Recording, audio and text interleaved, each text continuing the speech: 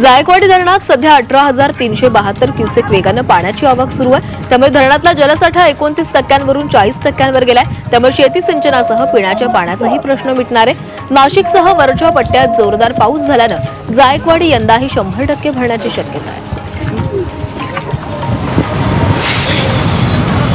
छत्रपती संभाजीनगरातील मुकुंदवाडी आणि चिकलठाणा परिसरातील अतिक्रमण काढण्यासाठी मुदत संपलेली आहे। या मोहिमेनंतर जालना रस्ता अतिक्रमण मुक्त करण्याची मोहीम मनपाने हाती घेतली आहे। त्यामुळे आजपासून पुन्हा अनधिकृत बांधकामावर जेसीबी चालवला जाणार आहे।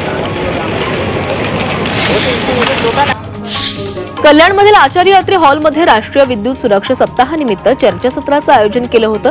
या चर्चासत्रामध्ये इलेक्ट्रिक वस्तूंचा वापर मोठ्या प्रमाणामध्ये होत असल्यानं विद्युत कर्मचाऱ्यांसोबत नागरिकांना अधिक दक्षता घेण्याचं आवाहन करण्यात आलंय।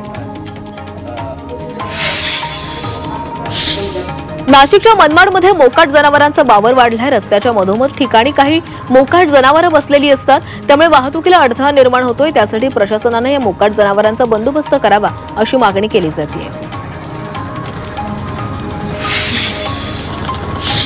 नाशिकच्या चांदवडमधील तिवडे डोंगर परिसरामध्ये बिबट्या आढळून आलाय। या बिबट्यामुळे परिसरातील नागरिकांमध्ये भीतीचं वातावरण पसरलंय। गेल्या काही दिवसांपासून या बिबट्यानं परिसरात धुमाकूळ घातला होता। त्यामुळे बिबट्याला जेरबंद करावा अशी मागणी स्थानिकांनी केली आहे।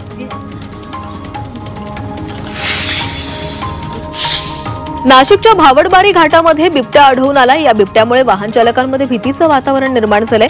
या बिबट्याचं दृश्य एका वाहन चालकानं कॅमेरामध्ये कैद केली आहेत। त्यामुळे वाहन चालकांना या मार्गावरून प्रवास करताना काळजी घेण्याचं आवाहन करण्यात आलंय।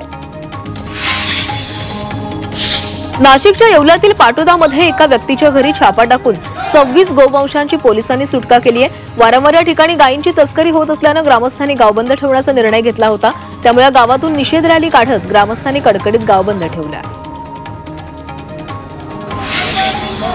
साताऱ्यातील कोरेगावात बस डेपोला 5 नवीन बसेस मिळाल्यात। आमदार महेश शिंदे यांच्या प्रयत्नांमधून बस डेपोला नवीन बसेस मिळालेल्या आहेत। या नवीन बसेसचा महेश शिंदे यांच्या हस्ते लोकार्पण सोहळा पार पडला।